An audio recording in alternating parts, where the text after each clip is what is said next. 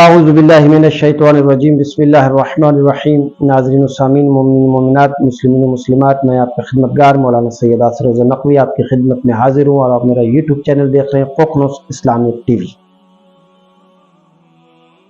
غیبت امام زمانہ علیہ السلام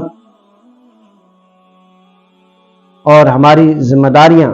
ان ذمہ داریوں میں سے کافی ساری ذمہ داریاں آپ حضرات کی خدمت میں عرض کی، یعنی کچھ ذمہ داریاں ہماری کیا ذمہ داریاں، ان ذمہ داریوں میں سے ایک ذمہ داری یہ بھی ہے کہ سماجی اصلاح۔ دوران غیبت میں مومنین کی ایک ذمہ داری یہ ہے کہ اپنے نفس کی اصلاح کے ساتھ ساتھ سماج اور معاشرے کی اصلاح بھی کریں۔ یہ بھی ایک ذمہ داری ہے، ایسا نہیں ہے کہ ہمیں کیا لینا دینا، اس کا دین ہے، اس میں جواب دینا ہے، جی اگر کوئی نماز نہیں پڑھتا تو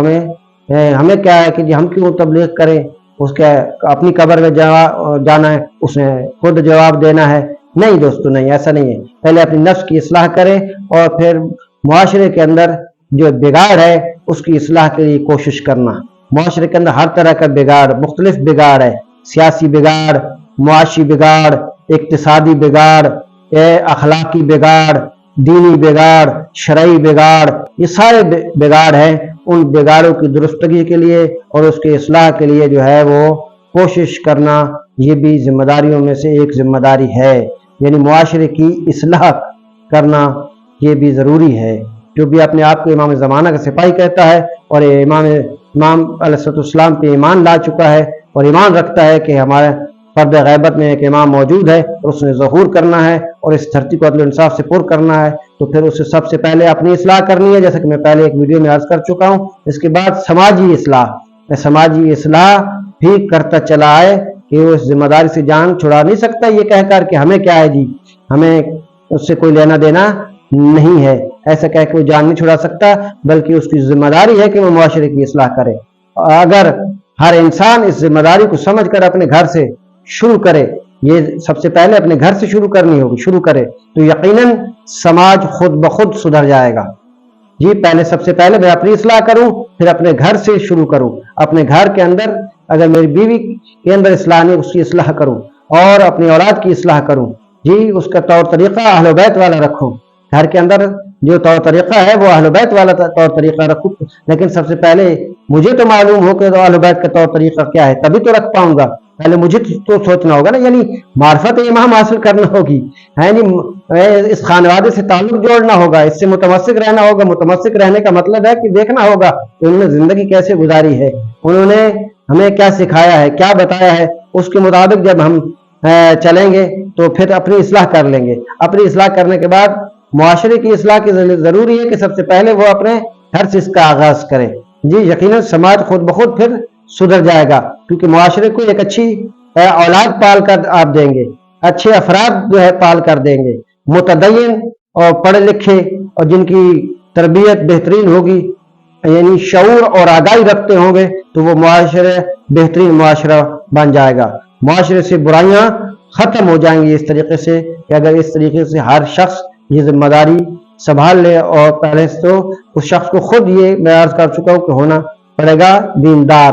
نہیں تقوی اختیار کرنا پڑے گا، اپنی اصلاح کرنی پڑے گی، پھر وہ سماجی اصلاح، اور سماجی اصلاح کرنے سے پہلے اپنے گھر سے شروع کرے گا۔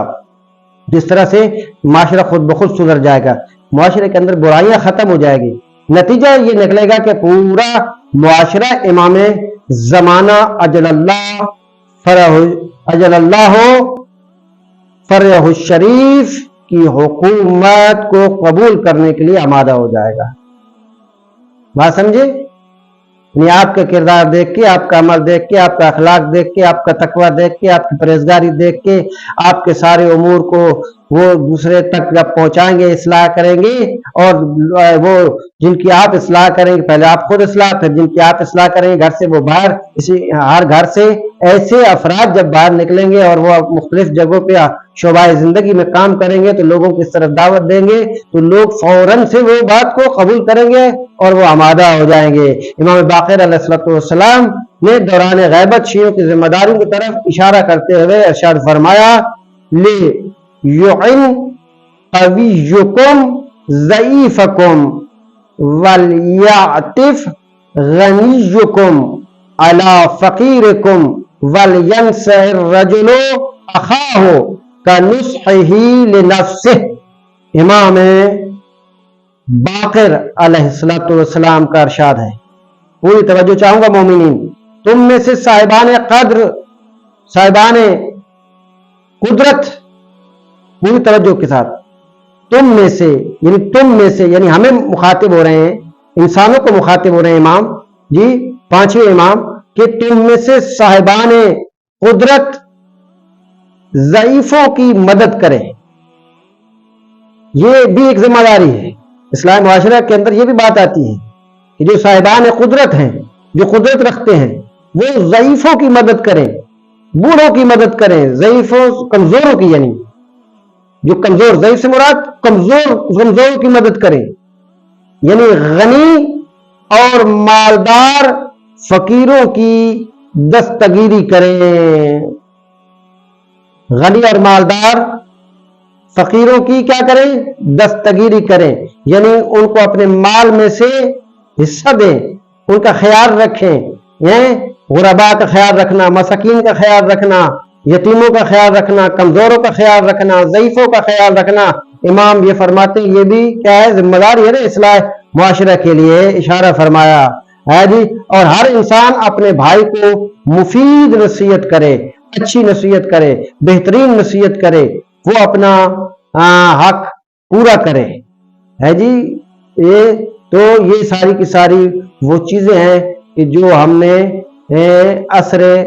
غیبت میں انجام دینی ہے، کہ ظہور کبھی بھی ہو سکتا ہے، ہمیں جو ہے وہ اپنی بھی اصلاح کرنی ہے اور سماج کی اصلاح بھی کرنی ہے، اس سے پہلے اپنے گھر کی اصلاح کرنی ہے۔ یہ ساری جو ہے بہت ساری ذمہ داریوں میں سے ایک ذمہ داری یہ بھی تھی جو میں نے عرض کر دی، سماجی اصلاح۔ انشاءاللہ اگلی ویڈیو میں دوسری ذمہ داری کا میں آپ حضرات کی خدمت میں عرض کروں گا۔ والسلام علیکم ورحمۃ اللہ وبرکاتہ۔ اگر آپ ہمارے لیٹسٹ ویڈیوز کے بارے میں جاننا چاہتے ہیں تو ہمارے چینل کو سبسکرائب کریں اور بیل آئیکن کو پریس کریں۔